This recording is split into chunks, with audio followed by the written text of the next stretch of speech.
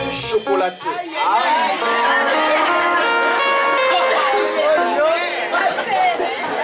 Attends. Les femmes, elles amènent chocolaté. Les hommes, elles amènent chocolaté. Alléluia. Dis amen bien. Regarde ton frère, regarde ta soeur, dis-lui, est-ce que tu sais que tu es beau? Est-ce que tu sais que tu ressembles à Dieu? Tu es fait à son image et à sa ressemblance. Dis-lui, donne-moi un petit sourire. Donne-moi un petit sourire. Et dis-lui, j'acclame pour toi, j'acclame pour toi. Acclame pour ton frère, acclame pour ton frère. Alléluia. Veuillez vous asseoir, les princes et les princesses du Seigneur, dans la présence de Dieu. Je suis heureux d'être là. Je voudrais bénir le Seigneur pour la vie d'un oint de l'Éternel, le prophète Manoa Joseph, qui est un frère, un ami, quelqu'un que j'aime beaucoup. Et on a beaucoup de choses en commun, à commencer par feu le prophète Kakou Sévérage. Je veux bénir le nom du Seigneur pour son épouse et pour tous les hommes de Dieu qui sont là. Je suis le plus jeune d'entre eux tous. Ça fait seulement 22 ans que je sers le Seigneur. Vraiment priez pour moi pour que je ne tremble pas. Parce que je bégaye souvent. Je suis timide. Et je ne sais pas prêcher, mais bon, que Dieu prenne ma bouche et qu'il parle pour vous ce soir. Alléluia. Vous faites que Dieu te bénisse. Donner son pupitre à un homme, c'est lui faire confiance. Amen, amen. C'est qu'on croit à son appel. Amen. Et je voudrais qu'on puisse acclamer Dieu pour cet homme qui nous a fait confiance.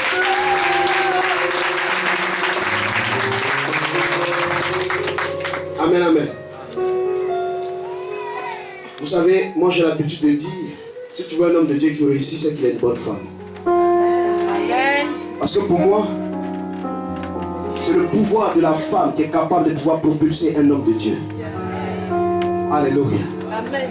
Et je voudrais que nous puissions ovationner cette femme-là, qui a permis à ce que cet homme puisse servir le Seigneur avec force et puissance. Alléluia.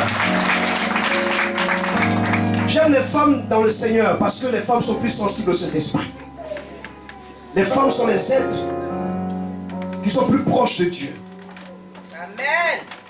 Je pensais qu'il y avait des femmes ici. Amen. Si j'étais toi, si j'étais une femme, j'allais acclamer le Seigneur.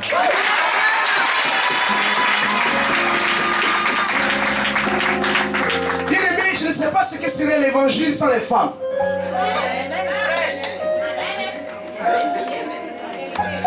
Je ne sais pas ce qu'on allait prêcher sans les femmes. Je ne sais pas si on allait pouvoir prêcher la résurrection de Christ qui est le salut pour nous sans les femmes. Il y a une seule chose qui me réjouit. Avant que je ne prêche, je peux dire, maman, je peux dire, mais je ne demande pas, je peux dire. C'est que si Dieu n'avait pas créé les femmes, le monde allait être fade.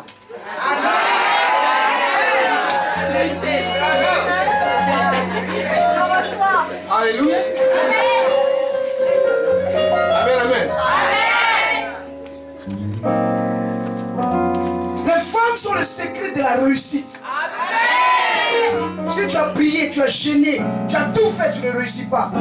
Essaie de te souvenir si tu n'as pas fait du mal à une femme quelque part. Parce que si la femme dit, si ce ventre ne peut pas recevoir un enfant, c'est là où tu vas réussir. Si elle a dit ça, tu es condamné. Amen. La femme a un pouvoir qu'il ne faut pas ignorer. Je suis en train d'écrire un livre qui s'appelle Le pouvoir caché de la femme. Dieu a créé Adam. Dieu a façonné la femme. Alléluia. Et quand Dieu les a créés, Dieu a arrêté de créer. Dieu n'a plus créé quelqu'un. Pourquoi? Parce que Dieu a donné le pouvoir de la procréation à la femme. Donc l'héritage appartient à la femme. Dieu ne crée plus directement, mais c'est la femme qui crée par la procréation. C'est pour ça qu'il faut respecter les femmes. Il faut respecter les femmes. Bien aimé, si tu aimes ta femme et que tu l'honores, tu ne peux pas échouer dans ta vie. Mais si tu malmènes ta femme et que tu te comportes mal avec elle, tu ne vas pas réussir. Parce que la femme multiplie ce que tu lui donnes. Si tu lui donnes la méchanceté, elle va te dire que c'est elle qui a formé Satan.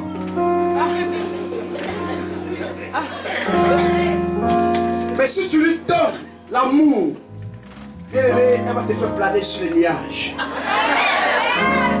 Alléluia. Un homme puissant. Un homme puissant. Un homme prolongé.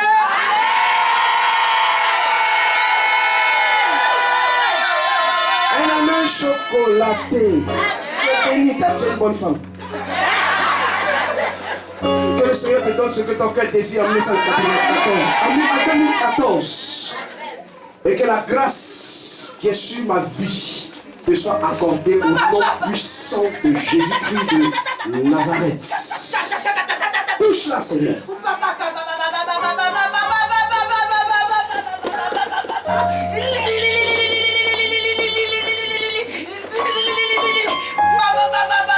Je voudrais, pour commencer, vous parler de quelque chose.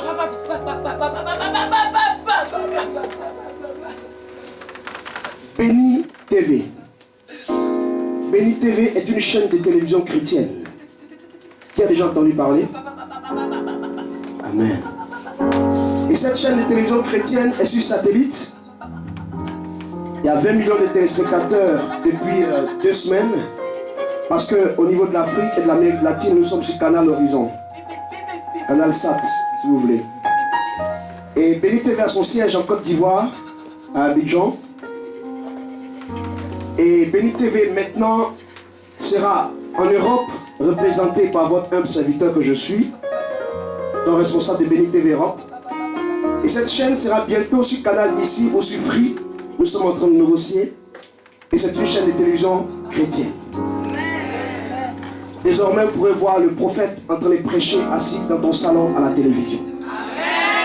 Désormais, pour convoquer les chrétiens à une veillée ou à un séminaire ou à une rencontre, on ne sera pas seulement obligé de faire des SMS ou de passer par Facebook ou de les appeler. Il y aura une télévision chrétienne. Est-ce que c'est pas une bonne nouvelle? Et je ne te sens pas.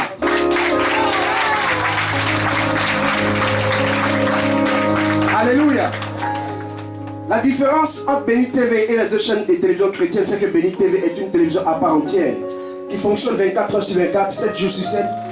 Nous avons les prédications et tout ce que vous pouvez imaginer. Nous avons aussi un journal. Nous avons des magazines. À la différence des autres, c'est que, vous savez, les autres chaînes de télévision chrétienne, lorsque tu mets, si ce n'est pas louange ou adoration, c'est prédication.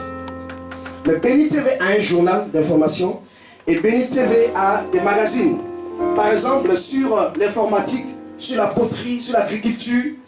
Donc, ce n'est pas forcément quelque chose qu'un païen va zapper. Amen. Ça peut l'attirer. Il peut être quelqu'un qui aime l'informatique et en train de regarder l'informatique, une petite coupure et puis on parle un peu de Jésus. Donc, cette chaîne-là, ils sont bien, mais ils aiment parler de Jésus. Bon, j'ai envie de suivre l'informatique là, mais bon. Et puis, Jésus lui dit un petit mot, et puis quand il va dormir, il est dans sa tête. Il veut se réveiller, il est dans ses draps. Il va à la douche, il est dans l'eau. Il est dans sa voiture, il est dans la cassette qui est là, qui est le CD, il est dedans. Et petit à petit, il se donne à Jésus. Donc c'était notre astuce. Amen. Donc je voudrais que nous puissions vraiment prier pour cette chaîne de télévision chrétienne. On aura le lancement officiel d'ici fin janvier, début février. Et vous serez tous invités. Donc les chrétiens qui ont des affaires, des chrétiens qui ont des commerces pourront faire leur publicité aussi sur la chaîne de télévision chrétienne. Et les pasteurs pourront prêcher, pourront animer même des émissions, pourront nous faire des propositions d'émissions. Il y a des pasteurs qui sont journalistes comme moi, qui pourront aussi venir travailler avec nous, des sœurs ou des frères qui sont dans la communication, qui pourront aussi avoir du travail ou nous faire des propositions d'émissions. Amen. Est-ce que c'est une bonne nouvelle? Amen. On acclame le Seigneur.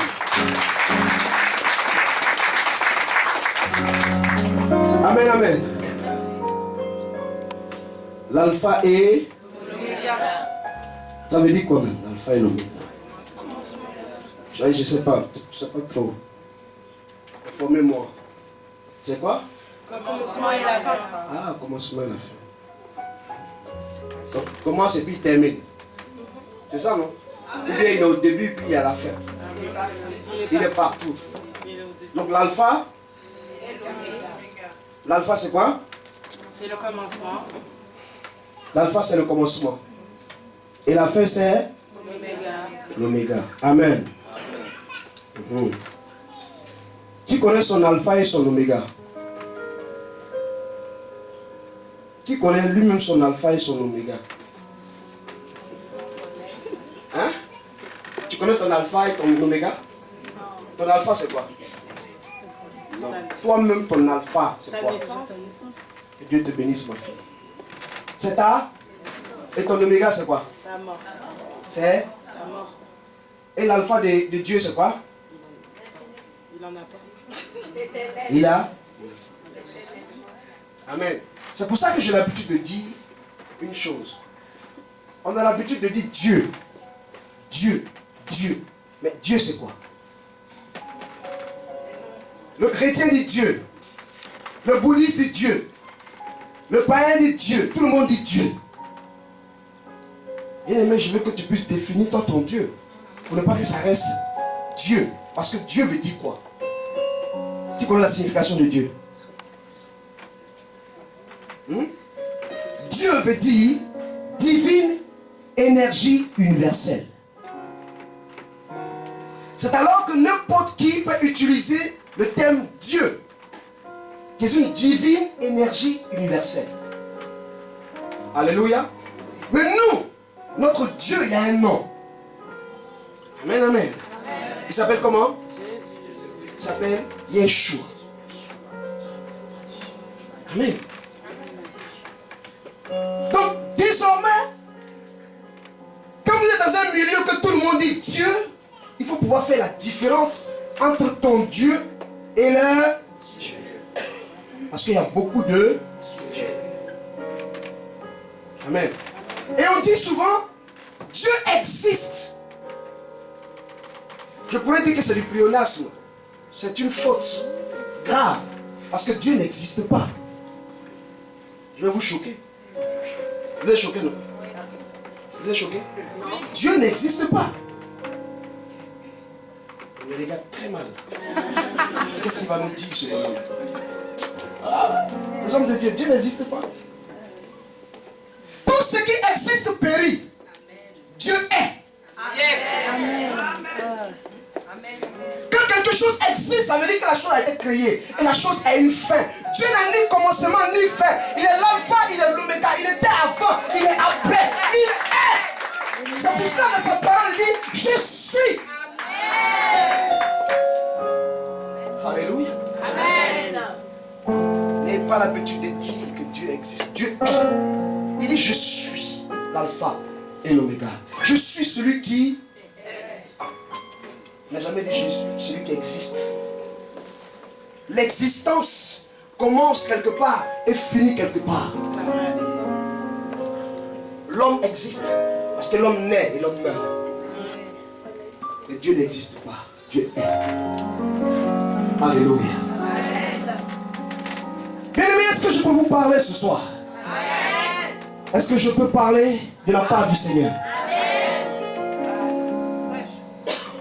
Prenez vos Bibles rapidement dans le livre de 1 Roi.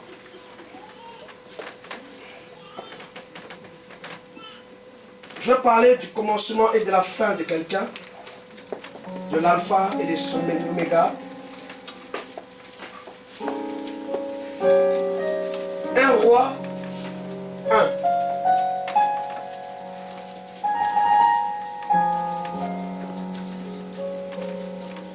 Dis à ton frère à côté, sois attentif à la parole du Seigneur.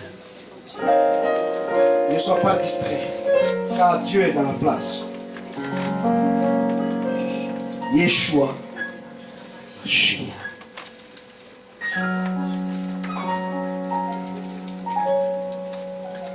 Un roi. Rois 1 nous parle ici, à partir du verset 1 jusqu'au verset 4, de la vieillesse de David. David était roi. Et il est arrivé à la fin de son règne. Il était tellement vieux que la Bible nous dit que pour s'occuper de lui, on allait chercher même une petite fille, une jeune fille vierge. Et tel homme ne pouvait plus diriger le royaume parce qu'il n'avait plus toutes ses facultés pour diriger le royaume. Alors qu'est-ce qui s'est passé? Tous les enfants de David avaient pour ambition ou pour vision de faire quoi? De monter sur le trône de David. C'était le rêve de chaque enfant. C'était l'ambition de chaque enfant. C'était la vision de chaque enfant. C'était la chose la plus importante pour chaque enfant. Alléluia. Amen. Et lorsque vous lisez à partir du verset 5, la Bible dit ceci. Adonijah, fils de Haggith, élevait des prétentions en disant: c'est moi qui serai roi. Et il se procura un char, des cavaliers et 50 hommes qui couraient devant lui. Jamais, sa vie durant, son père ne lui avait fait un reproche ou ne lui avait dit: pourquoi agis-tu ainsi? Adonijah était en outre beau, fort. Il était né après Absalom. Il eut un entretien avec Joab, fils de Sérouja, et avec le sacrificateur Abiathar. Et ceux-ci se rallièrent à Adonijah.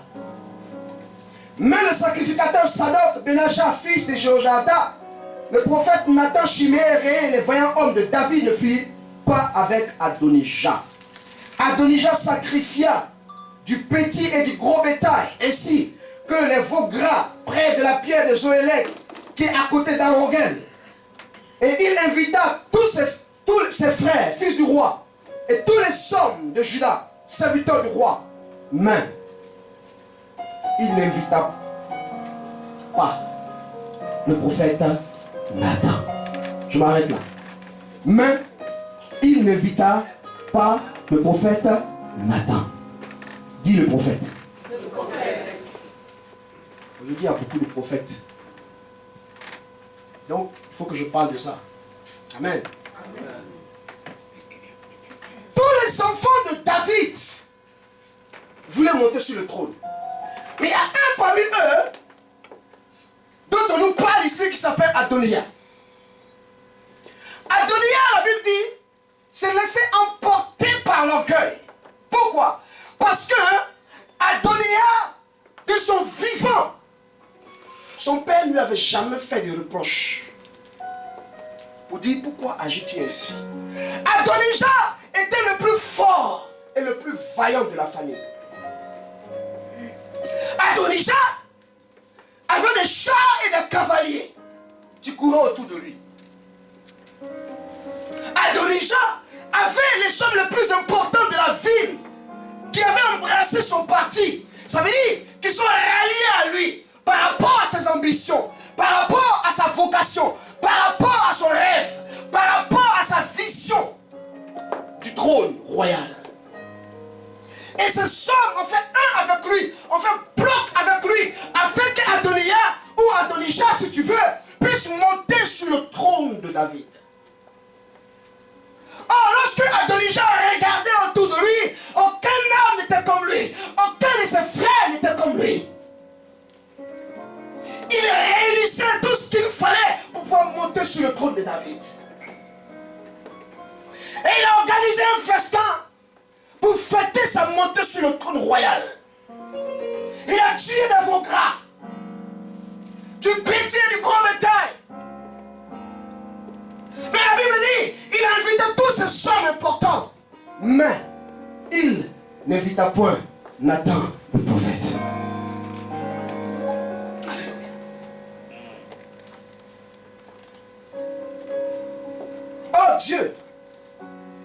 Il est l'alpha et suivez-moi bien. Adonijah, quand il regardait son profil ou son CV, aucun autre enfant de David ne pouvait se comparer à lui. N'est-ce pas? Alors il a dit, si moi, Adonijah, je ne monte pas sur le trône, qui encore va monter sur le trône? Même le chef de l'armée de David, qui a fait 30 ans de guerre avec David, était avec lui. C'était qui? J'ai dit son nom tout à l'heure. Vous ne suivez pas, hein? Allô? Un amen puissant? Amen. Vous êtes trop confortablement assis. Un amen puissant? Amen. Un amen violent?